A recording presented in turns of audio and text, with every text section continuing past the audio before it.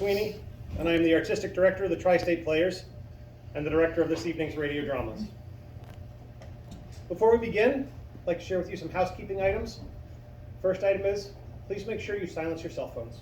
I'd like to briefly explain about the history of the Tri-State Players, the reasoning behind our radio dramas, and then why we chose A Christmas Carol and It's a Wonderful Life.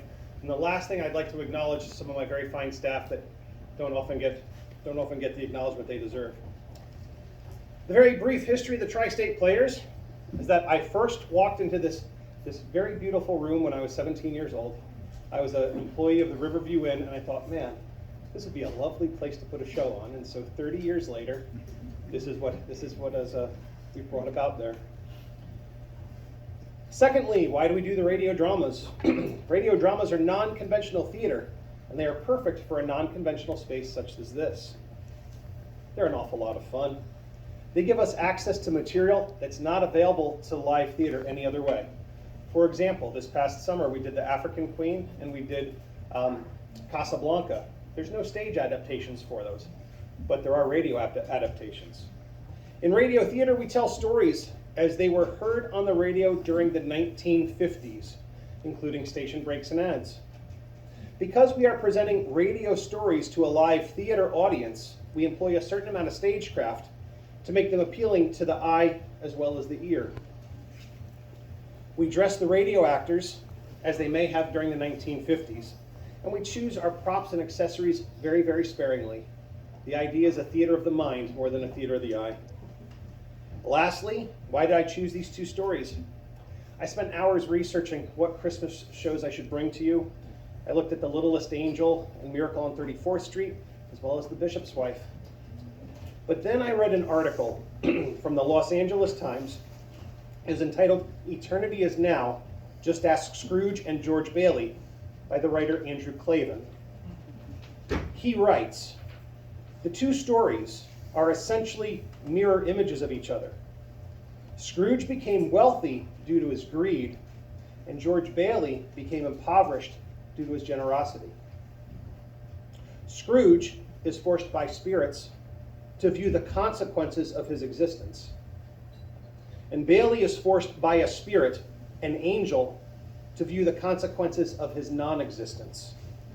In both stories, the results are the same: profound personal transformation leading to repentance. Metanoia is a Greek word that literally means a change of mind. Both men are given a chance to view their lives from the perspective of a higher power, and the experience transforms their outlook. Notice, the change in their outlook has nothing to do with the change in their circumstances. Scrooge is still wealthy and George is still broke. The stories offer the very best of what faith has to offer. Scrooge and Bailey, by confronting their mortality, are forced to acknowledge that life is wonderful, not because of what happens in it, but simply by virtue of being alive. They are able, as Scrooge says, to live in the past, the present, and the future, which is to say that they are able to live in eternity. And eternity is what faith promises.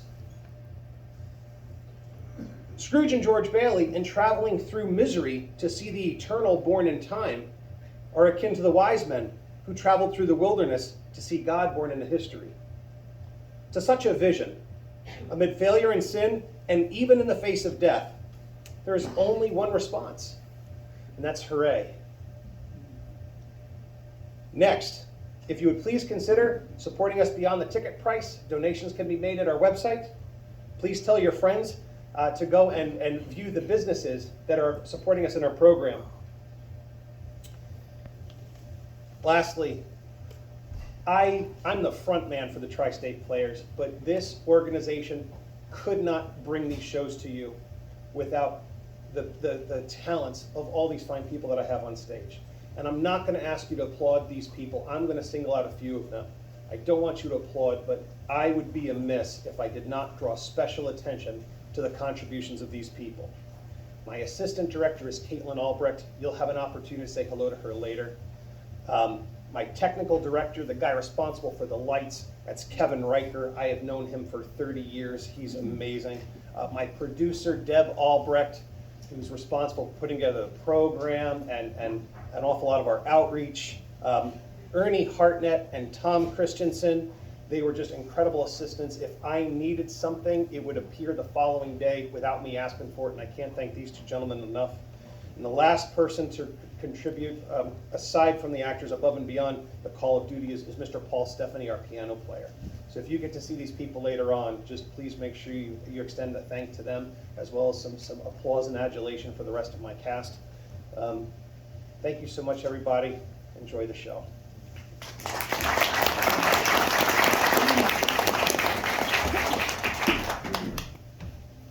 WTSP, WTSP,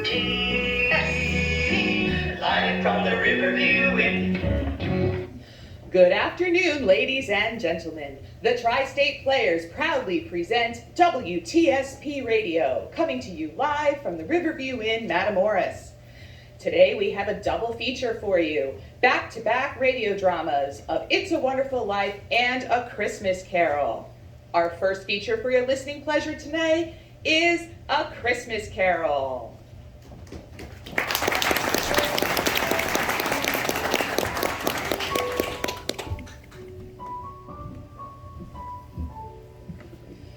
When Charles Dickens presented this story to the world almost 200 years ago, he found an instant response in the hearts and minds of people everywhere, who saw in it their favorite fictional chronicle of what Christmas is and what Christmas means to the simple people of the earth. Since the day of its first printing, there have been innumerable families in which A Christmas Carol has served as an indispensable part of their holiday traditions.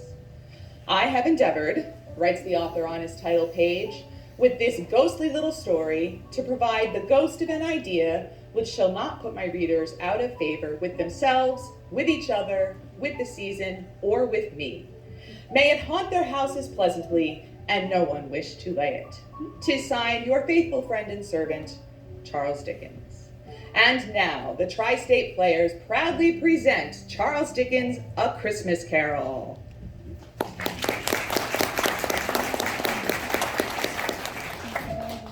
Marley was dead to begin with. There's no doubt whatsoever about that. The register of his burial was signed by the clergyman, the clerk, the undertaker, and the chief mourner.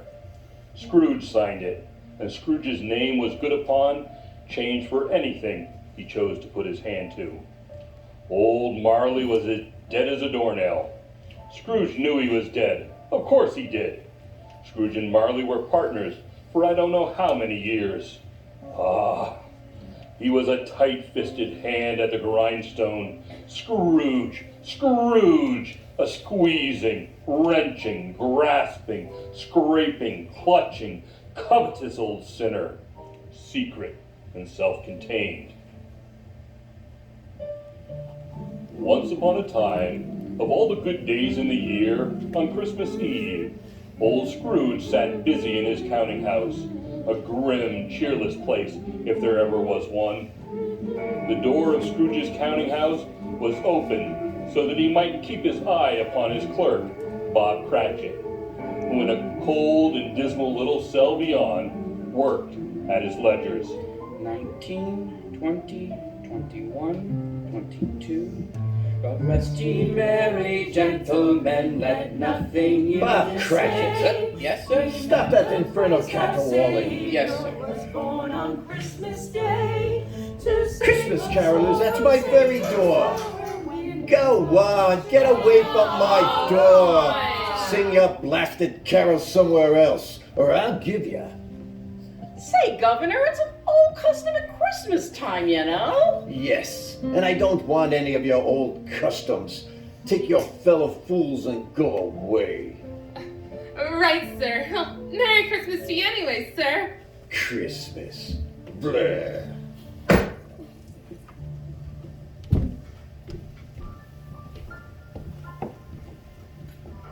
Cratchit, Yes, sir? you're to stop at Farthingale's on your way home tonight and collect that 17 shillings and sixpence he's owed me since Michaelmas.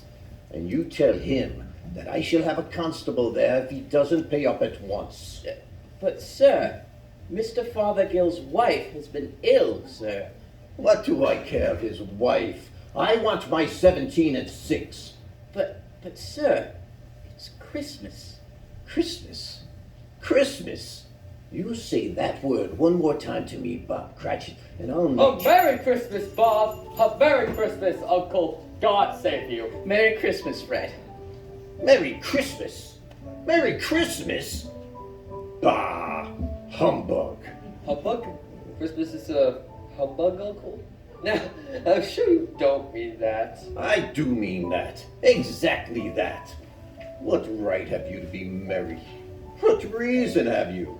You're poor enough. Well, calm down, Uncle. What right do you have to be this fool? You're rich enough. Ah, bah. Don't be cross, Uncle. What else can I be when I live in such a world of fools?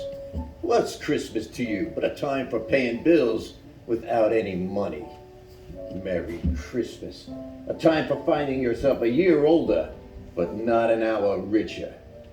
If I could work my will, every idiot with Merry Christmas on his lips would be boiled in his own pudding and buried with a stake of holly through his heart. Shh, Uncle!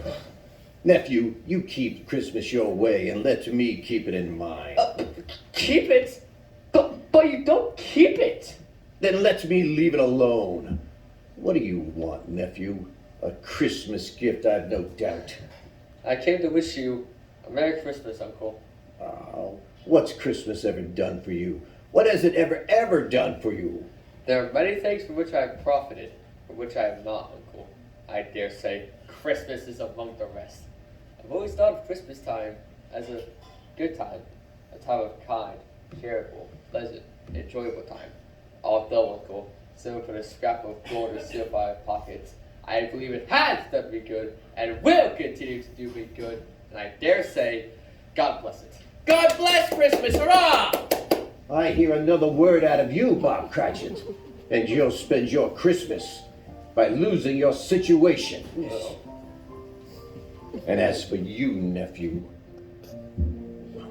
you ought to run for Parliament. You speak enough nonsense to... Come then, Uncle. Why can't we be friends? Good day, nephew. I'm sorry you feel that way. Well, I've tried. Good Merry day. Christmas, Uncle. And a Happy New Year, too. Ah, humbug, humbug. Merry Christmas, Fred, and to the missus, and to Tiny Tim. Merry Christmas, same to you. Good day, Bob. Good day. Ah, the nonsense and flummery. Not a sixpence in his pocket to jingle against another. Ah. Hey, you Bob Cratchit, get over here. Yes, sir? What are you doing over there? I was just putting some coal in the fire, sir. Ah, you put that coal back in the scuttle. A fire indeed. If you go through coal at that rate, Bob Cratchit, you and I will soon be parting companies. There's many a young fellow out there who'd like your situation, you know. It's just my fingers were getting stiff with the cold. Then put on your mittens.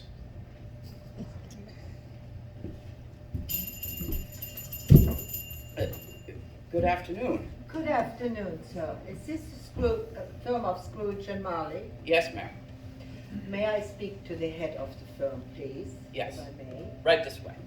What is it? A lady to see you, Mr. Scrooge. What?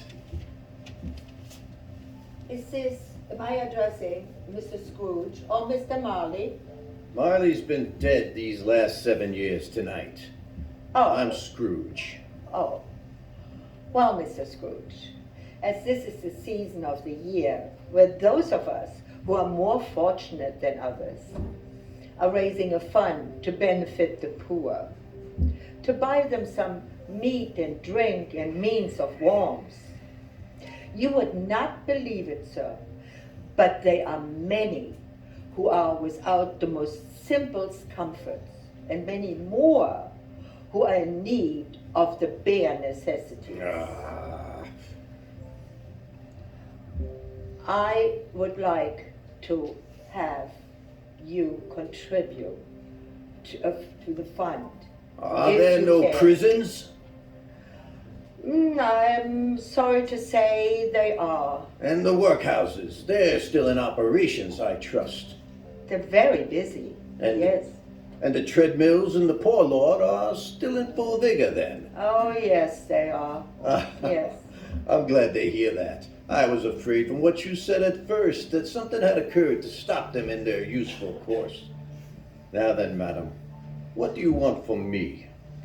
Well, I would like, a few of us are raising a fund, and to benefit the poor. And I would like to ask you what you like to contribute. Nothing. Nothing? You wish to be anonymous? I wish to be left alone. I don't make merry at Christmas time, and I can't afford to make idle people merry. I pay the establishments that take care of the poor, and they cost enough. Let those who are badly off go there.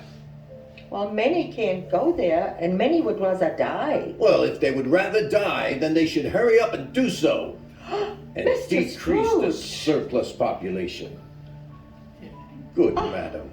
Isn't it true that if you give money to the poor, then they're not poor anymore? No, that's true. And if they're not poor anymore, there's no need for you to raise funds for them, is there? I presume.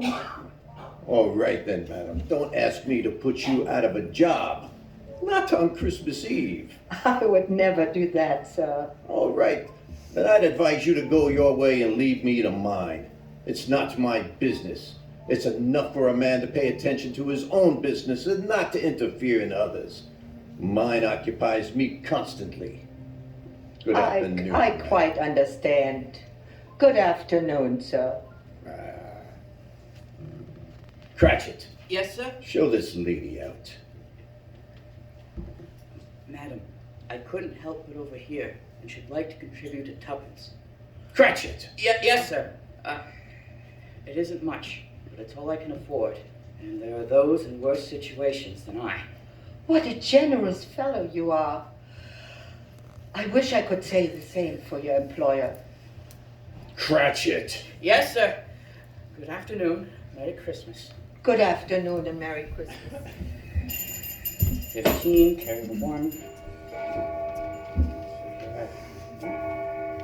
Cratchit! Yes, sir. It's too late for you to go to Farthingale's tonight. He'll be closed for Christmas like those other fools. We may as well close the place now.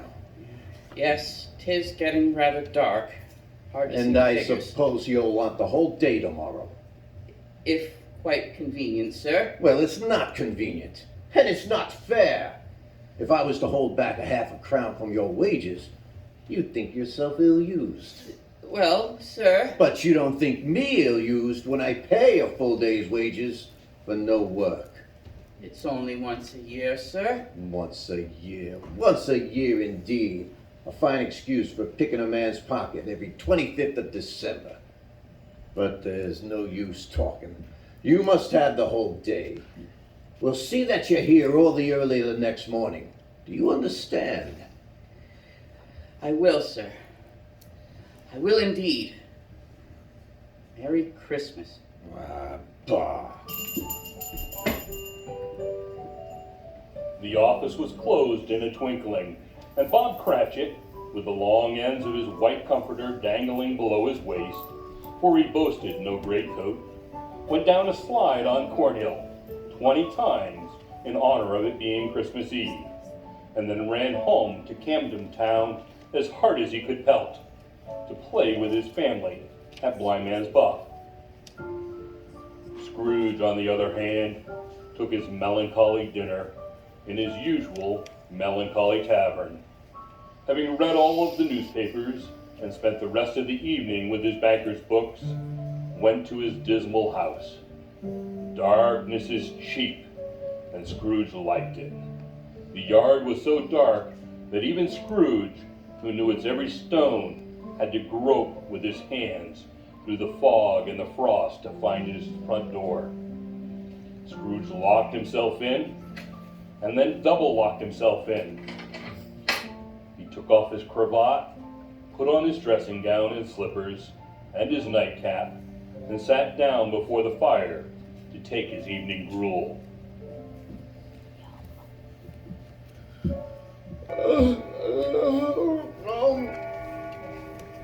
Marley!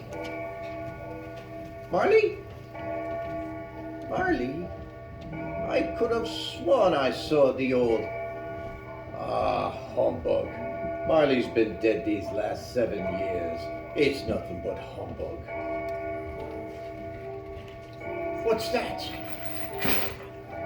Someone's in the house. But I locked the doors and I double locked them. Something's coming.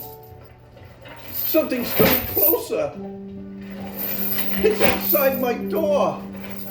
I don't believe it. It's nothing but humbug, still. What I need is a good night's rest. Ebenezer Scrooge. Ebenezer Scrooge! Marley, what do you want with me? Much. Well, who are you? Ask me who I was. Well, you're very particular for a ghost. All right then, who were you? In life I was your partner, Jacob Marley. Jacob Marley? But you're dead.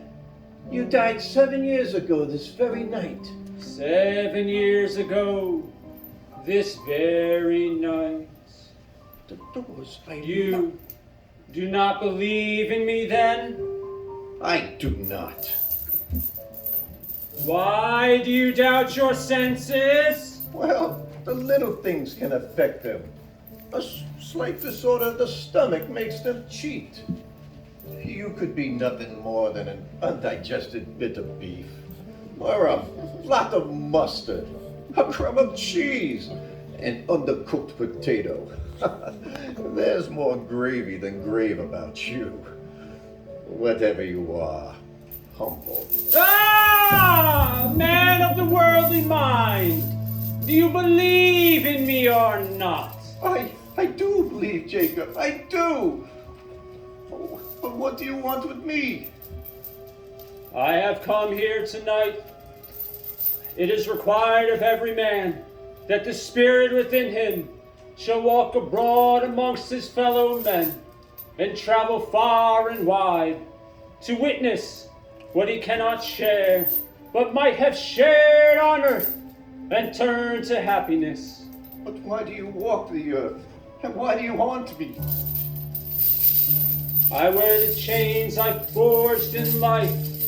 I made them link by link and yard by my own free will. Is its pattern strange to you, Ebenezer? For yours were as heavy and as long as these 7 Christmases ago. Oh, but you have labored on it since, Ebenezer. Jacob, old Jacob Marley, tell me no more. Speak comfort to me, Jacob. Comfort. I have none to give. I cannot rest, I cannot stay, I cannot linger. Weary journeys lie before me. You travel fast. Yes, Ebenezer, on the wings of the wind. Ah, 7 years dead and traveling all the time. 7 years, Ebenezer. 7 years of remorse. Do you know that no space of regret can make amends for one's life's missed opportunities? Opportunities? But you were always a good man in business, Jacob. Business? Mankind should have been my business. Charity, mercy, and benevolence should have all been my business. Jacob, don't take on so now, Jacob. Hear me now, Ebenezer Scrooge. My time is nearly gone. I will, Jacob, I will. But don't be so hard on me. Speak to me, Jacob, but don't be so cryptic.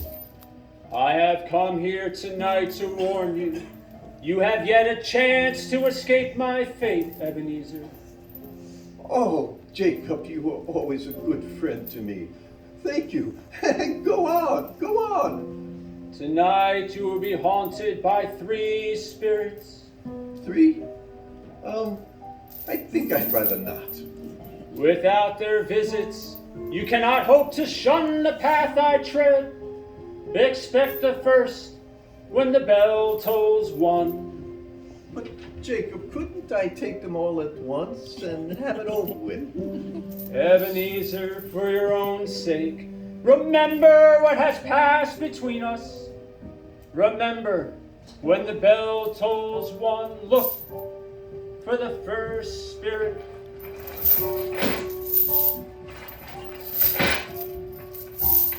Marley! Jacob Marley!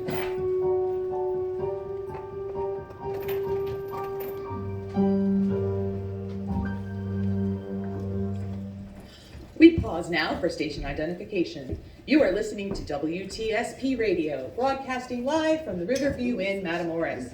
We will return to Charles Dickens' A Christmas Carol after these messages.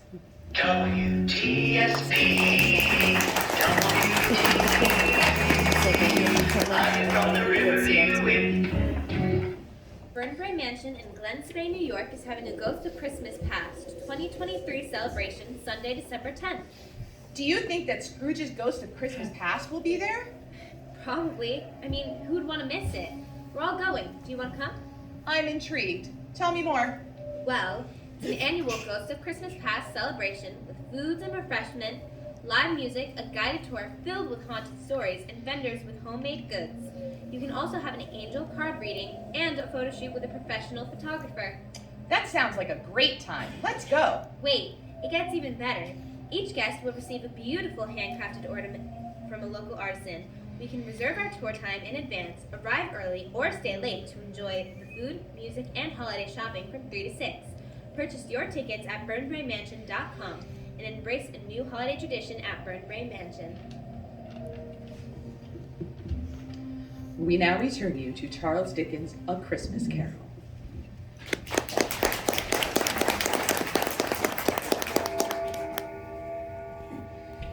Scrooge awoke suddenly. The curtains of his bed were drawn aside, and Scrooge found himself face to face with an unearthly visitor who drew them, as close as a person sitting at your elbow. It was a strange figure, like a child, and yet not so like a child. Its hair, which hung about its neck and down his back, was white, as if with age, and yet the face had not a wrinkle in it. The arms were long and muscular, the hands the same, as if its hold were of uncommon strength. Ebenezer Scrooge!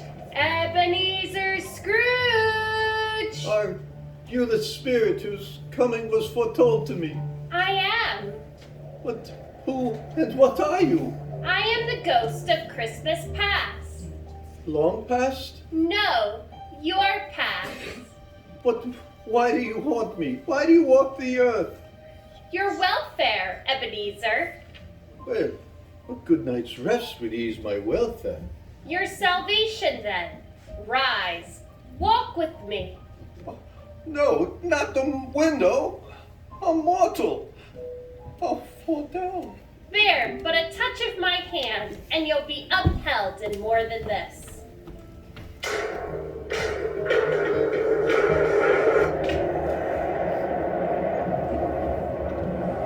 Well, where have you brought me, spirit? And what's happened to the city? And there's snow on the ground. Where have you brought me? These are the shadows of the things that have been.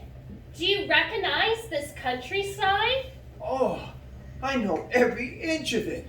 Every rock and every tree. And that bleak building over there? Yes, that building. I was a boy there. I went to school in that horrible place. Do you recollect that path? I could walk it blindfolded. Strange. You have forgotten it for so many years. Come, let us go closer. Take a look into this cold, barren room. What do you see, Ebenezer? I see a boy. A solitary child, neglected by his friends. A book open before him. Yes, I was such a lonely boy. Poor boy. Your lip is trembling. And what is that on your cheek? Oh, nothing. Well, it's just, it's too late. What is it, Ebenezer? Well, there were carolers at my door last night, and there was a boy like that among them. I would have liked to have given him something, that's all. Is that all? Come, let's see another Christmas.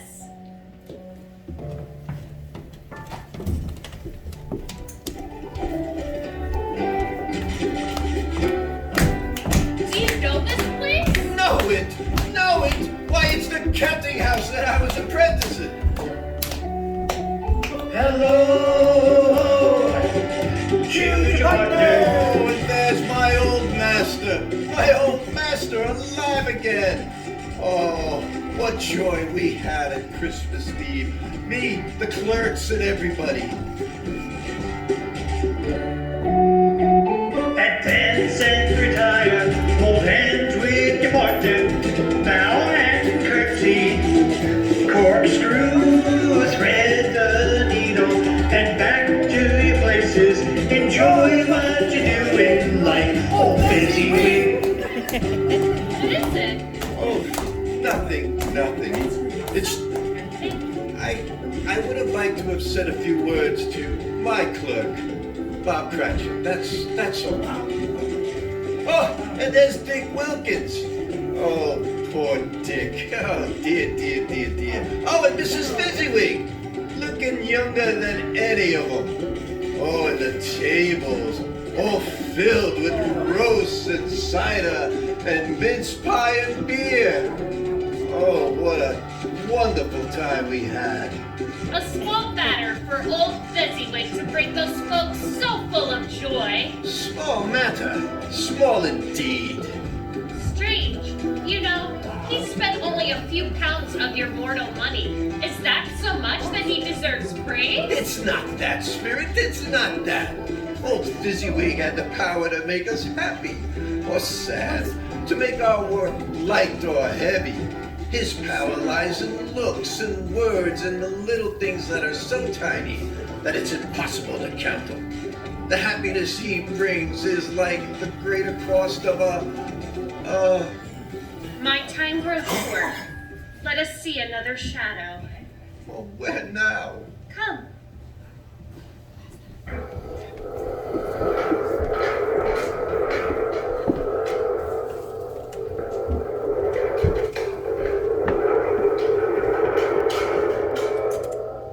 This is our last trip to the past. Do you recognize yourself? No, Spirit, no. Not this. You're older now, and your eyes are showing the signs of care, but you are so greedy. And that girl by your side, she knows it too. There are tears in her eyes. It matters little, Ebenezer. To you, I know. Another idol has displaced me. And if it may cheer and comfort you, as I have tried to do, I have no just cause to grieve. What idol has displaced you? A golden one. When we were engaged, we were both poor. Was it better then? Better to be poor? Better at least to be happy. You're changed. You are another man then. There's nothing the world's so hard on as poverty, and yet nothing it pretends to condemn so much as the pursuit of wealth. The world again? You fear the world too much, Ebenezer. I was a boy. You blame me because I've grown wiser? Have I ever done anything to break our engagement? No.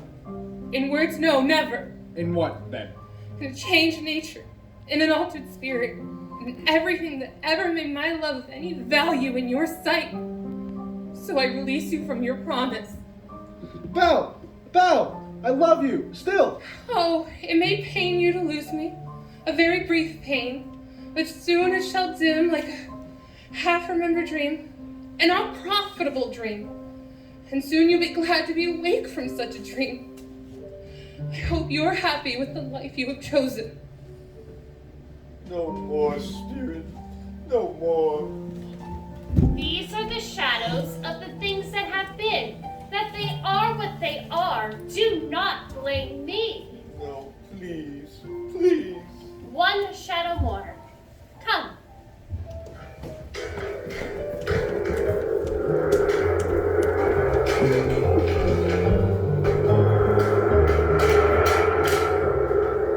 No more, Spirit. Do not show me this.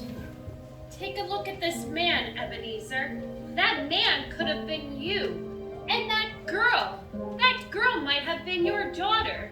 She might have called you father. She might have been the springtime and the haggard winter of your life. No more, Spirit. No more. Listen now while they speak. Belle, I saw an old friend of yours today. Oh, who was it? Guess. Oh, how can I? Oh, I know. Ebenezer Scrooge. Mr. Scrooge it was. I passed his office window. It wasn't shuttered, and there's a candle inside, so I couldn't help but see him. His partner, Marley, lies at the point of death, so I hear. And there sat Scrooge, all alone. Quite alone in this world, I do believe. Spirit, take me back. Haunt me no more. Take me back, Spirit, please.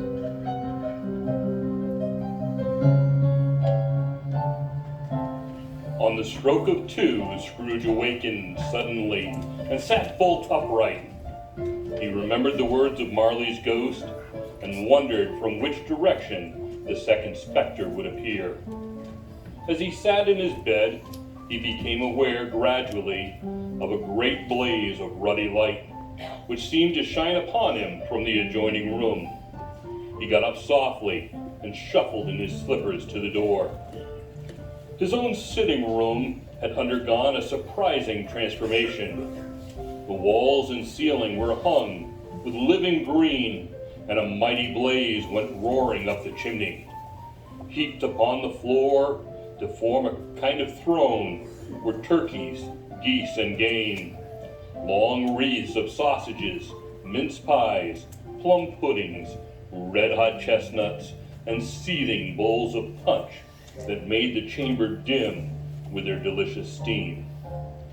Upon a throne sat a jolly giant, glorious to see, who bore a glowing torch that shed its light on Scrooge. Come in, Ebenezer Scrooge, and get to know me better, man. You're... Well, I am the ghost of Christmas present. Look upon me. You've never seen the likes of me before. Oh, Spirit, well, conduct me where you will. I went before out of compulsion, and I learned a lesson which is now working. If you have anything to teach me tonight, then let me profit by it. Touch my robe, Ebenezer. Touch my robe.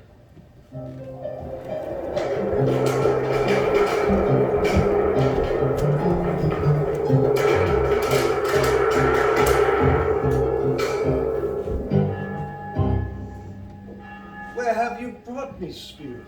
To a humble dwelling in a humble street. It's humble enough.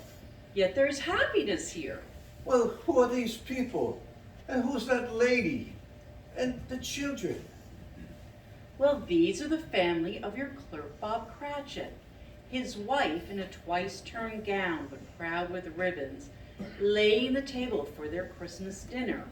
And there assisting her is her daughter Belinda. And the young man with the fork and the stuffing, well, that's Master Peter Cratchit. And then the two little Cratchits. Now listen, Scrooge. Martha, oh Martha, guess what, Martha? We've got a goose! Wait till you see it! Oh, quiet. Why, bless your heart alive, Martha. How late you are. Merry Christmas to you. Merry Christmas, Mother. How late you are, Martha. Oh, we had a great deal of work to finish up last night and had to clear away this morning. Well, never mind. So long as you are here now, sit you down before the fire and have a warm Lord bless you. Where's Father? Oh, he'll be back directly. He just went to church with Tiny Tim. Oh. And how is Tiny Tim, Mother? Any better at all? Sometimes I think he's doing well, and sometimes, oh dear God, if anything Mother, please, you mustn't think of such a thing. Oh, look, here they come. Oh, Father and Tiny Tim! Merry Christmas, everybody! Martha!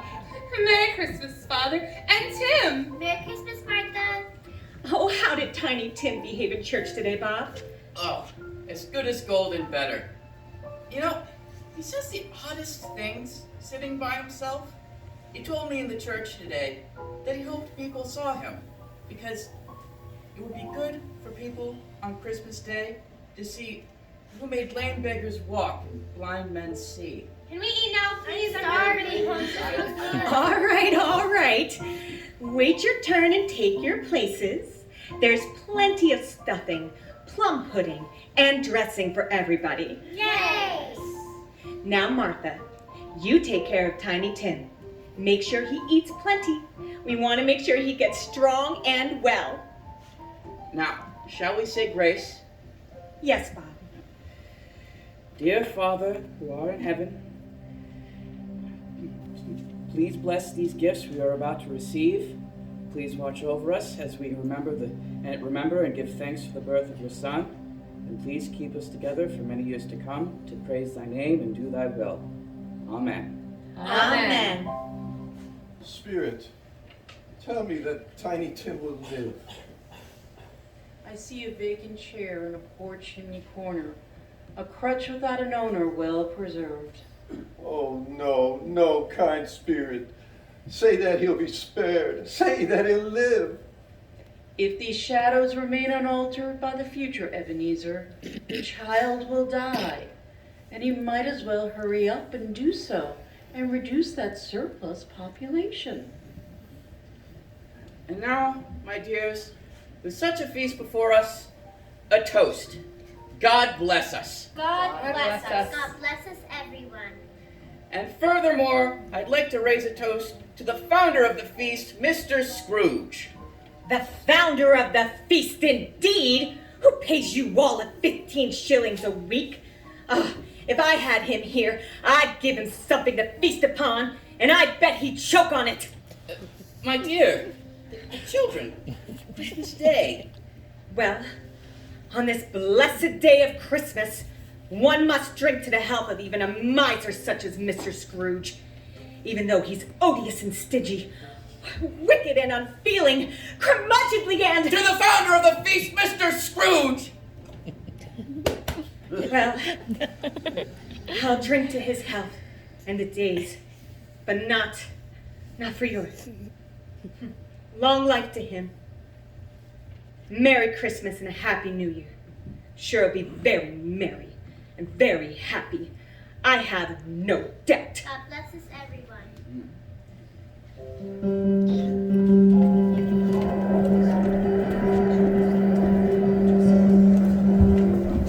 Many calls Scrooge made that night with the ghost of Christmas present. Much they saw, and far they went, and many places they visited, but always with a happy end. It was a long night, if it was only a night, and it was strange, too, that while Scrooge remained unaltered in his outward form, the ghost grew older, clearly older. My time upon this globe comes to an end tonight, Ebenezer. Tonight? Tonight at midnight.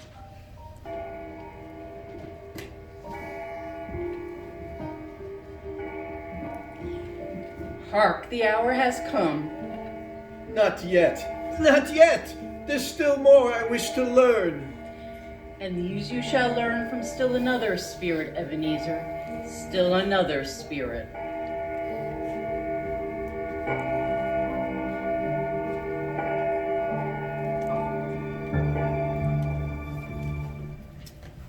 You are listening to WTSP Radio, coming to you live from the Riverview in Matamoros.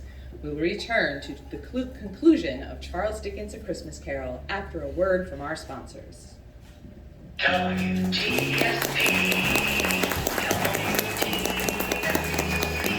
live from the Riverview in... I'm sorry I was late tonight. I think my car is on its last leg.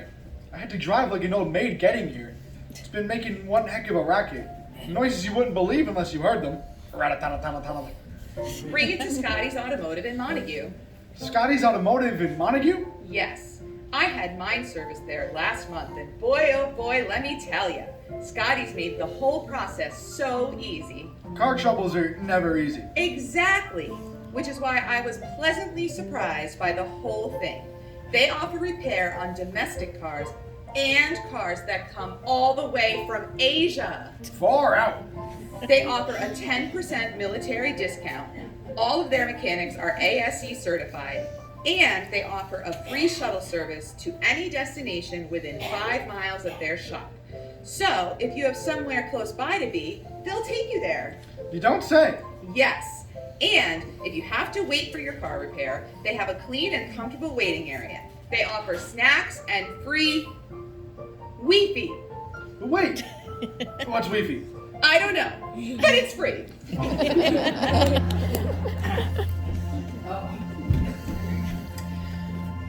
We now return you to the Tri-State Players' live presentation of Charles Dickens' A Christmas Carol.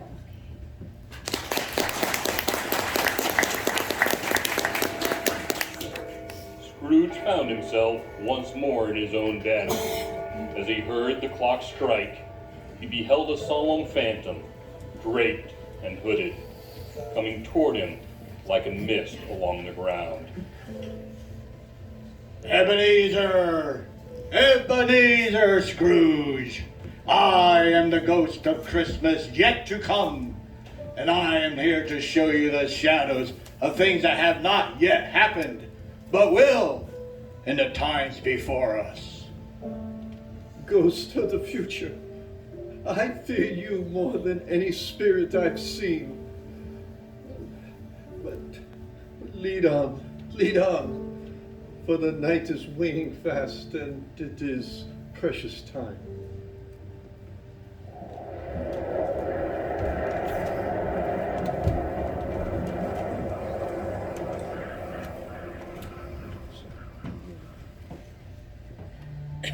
Why have you brought me here, spirit? Back to Bob Cratchit's house.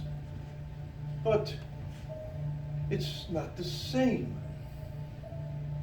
Why is it so quiet? So very quiet. Oh, Mother, please. My son. My tiny Tim. Oh, how I loved him so. Mother, dear, you mustn't. It's almost time for Father to be home soon. He mustn't see you crying. Yes, Martha. Yes. He's late tonight. He walks a lot slower than he used to. And yet, I've known him to walk much faster with Tiny Tim on his shoulders. So have I. But yet, Tiny Tim was light to carry. And your father, he loved him so that it was no trouble. No trouble. Good evening, my dear. You're late, Bob. I went to the churchyard today. It would have done your heart good to see how sweet and green the place it is. I promised Tiny Tim we'd go there on a Sunday.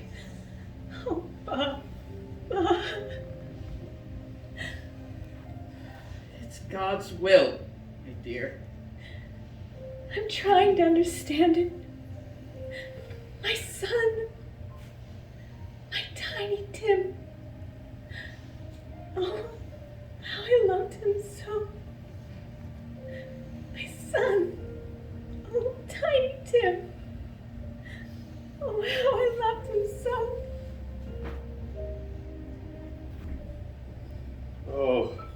That's cruel, cruel spirit. Tell me that there's something that I can do to change these shadows, and that Tiny Tim will live.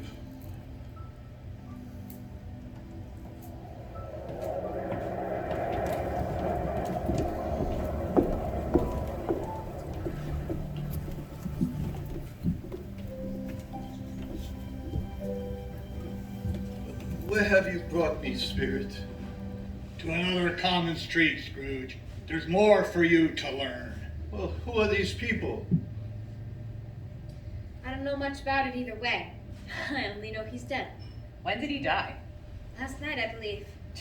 What's likely to be a very cheap funeral, for upon my life I know no one to go to it. What do you say we make up a party and volunteer? I mean, I wouldn't mind going, as long as they have lunch provided. Spirit, who is this man that has passed? Tell me, Spirit, is there anyone to mourn the poor creature? Anyone to follow him to his grave? Perhaps they'll give him a pauper's grave like poor Tiny Tim. Silence! Listen and learn. Joe, undo my bundle. I hope he didn't die of nothing catching, eh? Don't be afraid. I ain't so fond of his company that I'd take a chance of that. You can look through that shirt till your eyes ache. You won't find a hole in it. It's the best he had, and a fine one too. They'd have wasted it if it hadn't been for me. That's the truest word you ever spoke. Why, these blankets, they're still warm. I didn't pay extra for the warmth. Well, you should. It's the only warmth he had. This is the end of him, you see. He frightened us all when he was alive, just to profit us when he's dead.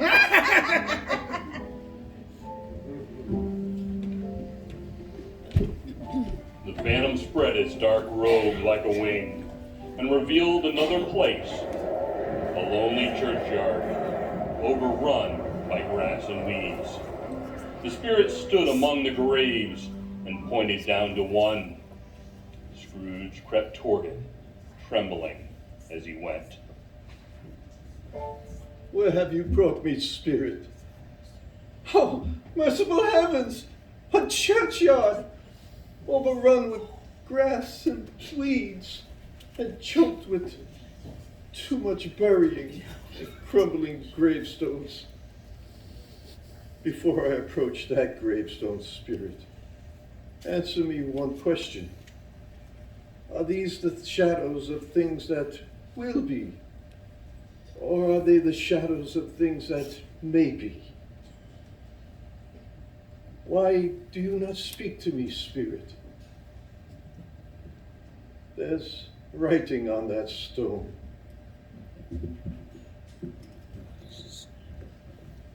The name on the stone is Ebenezer Scrooge. Ebenezer Scrooge!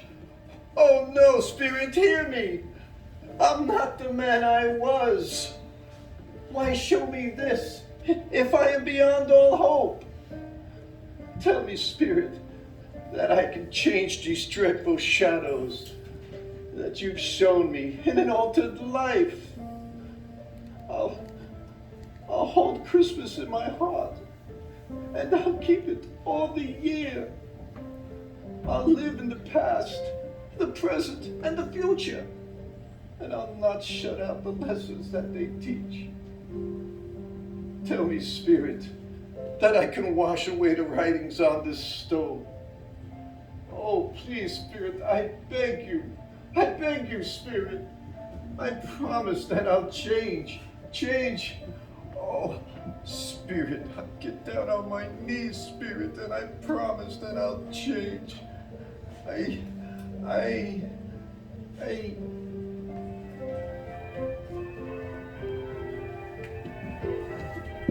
Well, what is this? These are my own drapes. Oh, I'm in my own home. I'm on my own bed. I'm back in my room. Oh, and the sun is shining so bright, so clear. Oh, I'm so happy. I can't help it. Oh, hey boy. Hey boy. Yes, sir? Well, what day is today? What's that?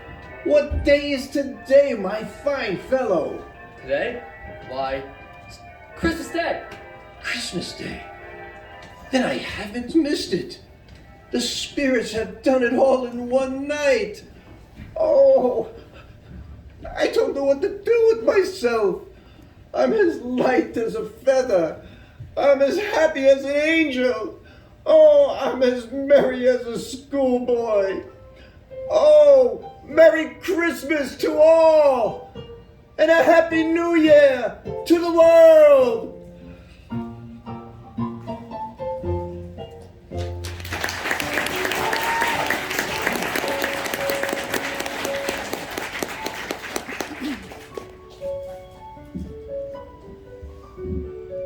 My dear lady, how do you do? I beg your pardon? Why, you, madam. Are you the lady that came to my office in regards to the charity? Why, yes, sir. Ah, well, Merry Christmas, madam. Yeah? Oh, and I ask you to beg your forgiveness. And would you have the goodness to accept I'd like to whisper this part. I'd like to make a small donation to your charity. Oh, what generosity. And not a farthing less. There's a lot of back payments in that, I assure you. Would you do me that favor? I don't know what to say. Oh, don't say anything. But would you come and see me? Would you please Oh, come and see yes, me? I will. I will indeed. And please accept this scarf as a thank you. Oh, thank you. Oh, I'm much obliged. I thank you 50 times. And bless you, madam. And Merry Christmas. Merry Christmas to you, sir. Next morning, Scrooge was early at his office. He went early for a reason. If he could only be there first, to catch Bob Cratchit coming late. That was the thing he'd set his heart upon, and he did it. Yes, he did. The clock struck 9, and no Cratchit. A quarter passed, and still no Bob. Scrooge sat with his door wide open, so that he might see him come in. At last he came. His hat was off before he opened the door, his comforter too. He was at his stool in a jiffy, driving away with his pen, as if he were trying to overtake 9 o'clock. 8 and 7 are 15. Carry 1. Oh, hello, Cratchit, you. Yes, sir? Would you step this way, please? Yes, sir? Cratchit, what do you mean by coming in at this time of day? I'm sorry, sir. I'm behind my time. You are? Oh, yes, I'm sure you are. You'll have to forgive me. I was making rather merry yesterday. Well, I'll tell you what, Bob Cratchit. I will not stand for this behavior any longer. And therefore, Bob, I'm going to raise your salary. But are you quite yourself, sir? No, I'm not quite myself.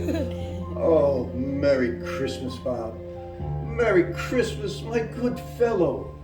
A merrier Christmas than I've ever given you in all the years. And I will raise your salary. And we'll see what we can do for Tiny Tim. Oh, and the rest of your family. And we'll discuss it this very afternoon over a glass of mulled wine. Merry Christmas, Robert. Merry Christmas. And a Happy New Year to you, son. Happy New Year. Scrooge was better than his word. He did it all and infinitely more. To Tiny Tim, who did not die, he was a second father. He became as good a friend, as good a master, and as good a man as the good old city knew, or any other good old city, town, or borough in the good old world. Some people laughed to see the alteration in him, but he let them laugh, and little heeded them. His own heart laughed, That was quite enough for him, for he had no further intercourse with spirits, but lived upon the total abstinence principle ever afterwards. And it was always said of him that he knew how to keep Christmas well. If any man alive possessed the knowledge, may it be truly said of us, and all of us. So as Tiny Tim observed, God bless us, everyone. Joy to the world, the Lord is come. Let earth receive her King.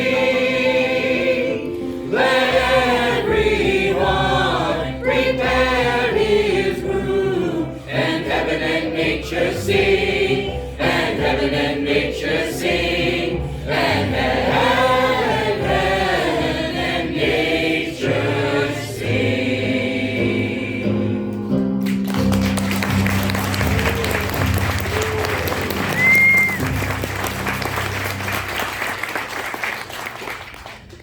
Thank you for listening to the Tri-State Players live presentation of A Christmas Carol on WTSP Radio.